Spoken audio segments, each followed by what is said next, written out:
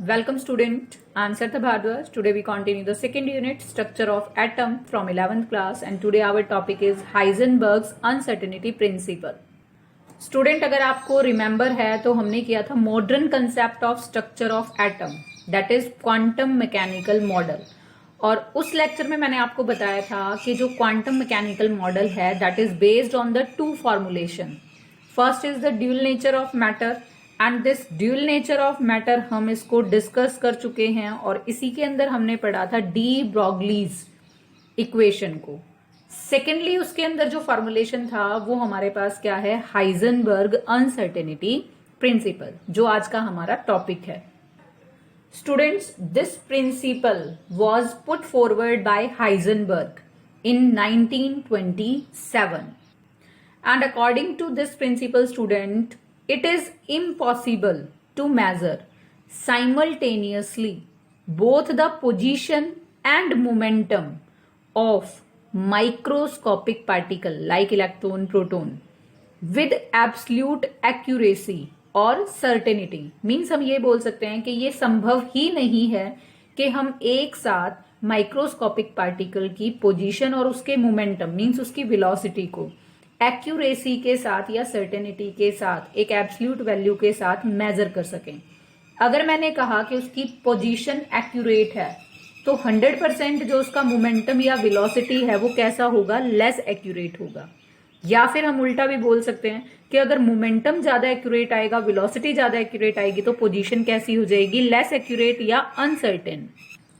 Mathematically अगर हम इस लॉ को एक्सप्रेस करें स्टूडेंट तो इसमें आएगा delta x into delta P greater than और इक्वल टू h अपॉन 4 पाई। यहां पर जो डेल्टा x है that is uncertainty in position, delta p means uncertainty in momentum, h is the Planck's constant, 4 pi again is the constant. यहां पर जो हमारे पास ये साइन है इसका मतलब क्या है कि जो इन दोनों का प्रोडक्ट है डेल्टा x और डेल्टा p का, that can be either greater than और इक्वल टू h अपॉन 4 पाई। वो कभी भी लेस देन नहीं होगा h अपॉन 4 पाई से। वन मोर थिंग स्टूडेंट, जो यहां पर p है वो हमारे पास मोमेंटम है and it is equal to m into v means mass into velocity. Delta p को हम क्या लिखेंगे, m डेल्टा v। यहां पर मास कैसा होगा, constant, because mass is always keeping the constant, इसीलिए मैंने यहां पर डेल्टा m v नहीं लिखा, मैंने क्या लिखा, m delta v means there is change in velocity but mass is always remains constant. तो अगर इस वैल्यू को मैं यहां पुट करूं तो इस एक्सप्रेशन को हम लिख सकते हैं delta x m delta v, और ग्रेटर ना लिखकर मैंने इसको किसके इक्वल लिख दिया, इक्वल टू h अपॉन 4 पाई। या फिर हम इस एक्सप्रेशन को इस फॉर्म में भी लिख सकते हैं। ये एक्सप्रेशन भी हमें क्या बताता है, the position and velocity of an object can not be simultaneously measured with accuracy. Same यही है, सिर्फ यहां पर मोमेंटम था और यहां पर हमने किसको कर दिया, वेलोसिटी को। अब इस एक्सप्रेशन के अकॉर्डिंग स्टूडेंट हमारे पास क्या होगा कि अगर डेल्टा एक्स हमारे पास कैसा होगा, small, that is the position of particle is measured accurately, तो ऑटोमेटिकली जो उसकी वेलोसिटी है means delta v is larger, it would be larger and there would be larger uncertainty in the velocity, या फिर मैं क्या बोल सकती हूँ, मोमेंटम। मान लिया कि इस एक्सप्रेशन को भी हम इस तरीके से लिखें, इक्वल टू h अपॉन 4 पाई। तो इस एक्सप्रेशन के अकॉर्डिंग भी हम सेम एक्सप्लेनेशन दे सकते हैं कि delta x is small means the position of particle is measured accurately, but delta p means change in momentum would be larger, there would be larger uncertainty in the momentum. दूसरे हम तरीके से क्या कह सकते हैं कि अगर हमारे पास डेल्टा p कैसा हो जाएगा, स्मॉल, तो हमारे पास डेल्टा x कैसा हो जाएगा, लार्जर, मीन्स उसका मोमेंटम तो एक्यूरेट आएगा, या हम कह सकते हैं कि मोमेंटम तो ज्यादा एक्यूरेट होगा लेकिन जो उसकी पोजीशन होगी वो कैसी हो जाएगी, लेस एक्यूरेट।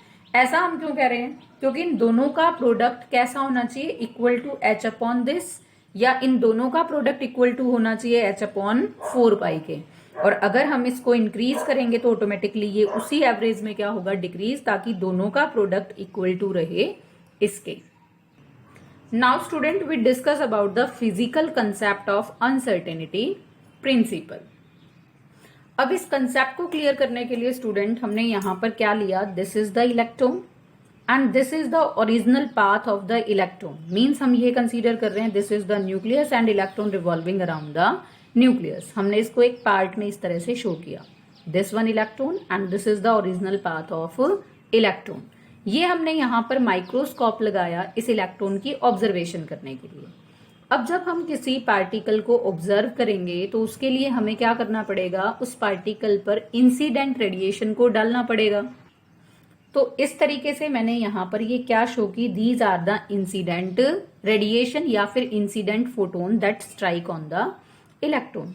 अब जो ये यहां पर इंसिडेंट लाइट इस पर गिरेगी तो जो फोटोन इंटरेक्ट करेगा इलेक्ट्रॉन के साथ, उसके अंदर इतनी पावर होगी या it is possibly to change the velocity of the electron. ऐसा क्यों?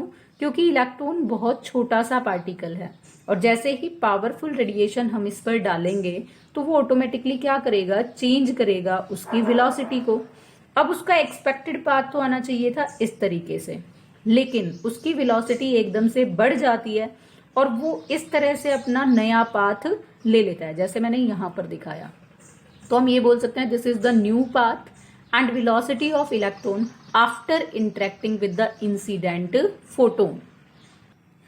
तो हम यहां से ये बोल सकते हैं स्टूडेंट कि अगर कोई माइक्रोस्कोपिक ऑब्जेक्ट जैसे कि इलेक्ट्रॉन इंटरेक्ट करेगा किसी भी स्ट्राइकिंग इंसिडेंट फोटोन के साथ, तो जो इंसिडेंट फोटोन है it must be changes the normal path and velocity of that microscopic particle to the considerable extent, जिसकी वजह से हम उसकी ना तो पोजीशन एक्यूरेटली मेजर कर सकते हैं ना मोमेंटम।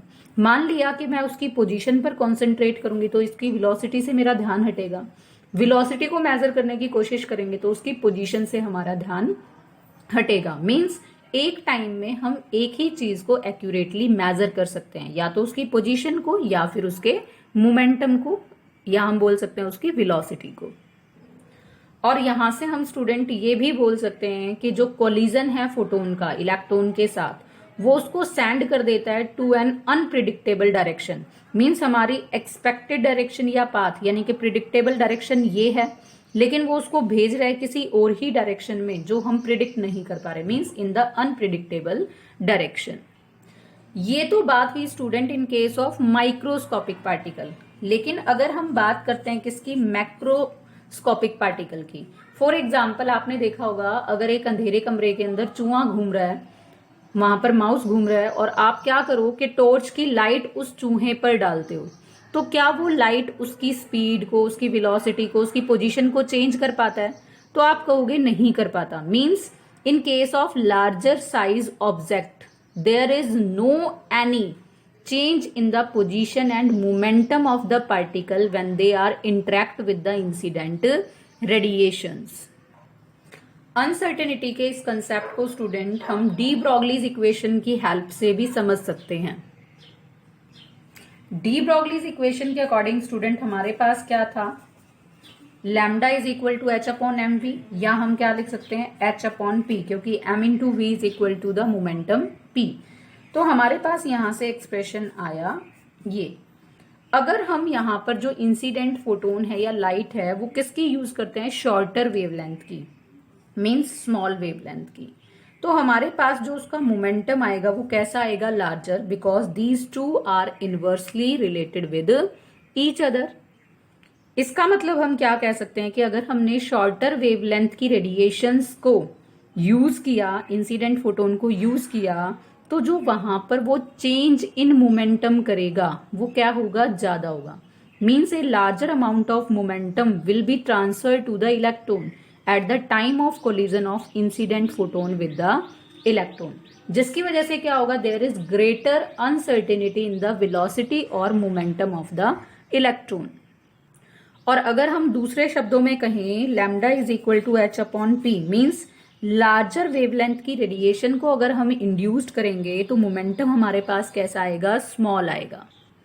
अब इस केस में क्या होगा कि जो मोमेंटम और वेलोसिटी होगी that will not changes appreciably, means वो लार्जर वेव नहीं जाएगा अमाउंट तक, लेकिन जो वेवलेंथ है वो कैसी हो जाएगी, लार्जर, जिसकी वजह से पोजीशन को एक्यूरेटली मेजर कर पाना वो कैसा हो जाएगा, डिफिकल्ट। या हम ये बोल सकते हैं the uncertainty in position will be increases and we cannot simultaneously measure both position and momentum of the small moving objects like the electron accurately or with certainty.